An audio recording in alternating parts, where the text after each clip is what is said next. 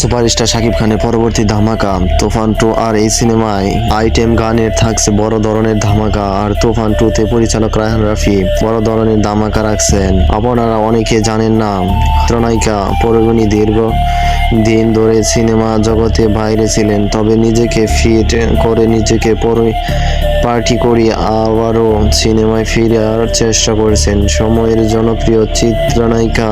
আর সবচেয়ে বড় বিষয়, রূপান্তর মাধ্যমে আবারও বড় পর্দায় চমক দেখাতে আসছে জনপ্রিয় চিত্রনায়িকা পরিমণি।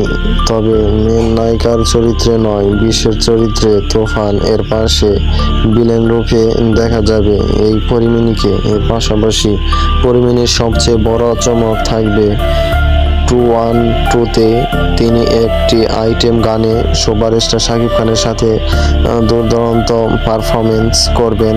আর এই যে গানের জন্য এখনই থেকেই পরিমণি ব্যাপকভাবে প্রস্তুতি নিচ্ছেন। আর ধারণা করা হচ্ছে তুফান তুলতে পরিমণি সেই আইটেম গানের মাধ্যমে আবারও বাংলা সিনেমায় নিজের অবস্থানের জানাবেন পরিমণি।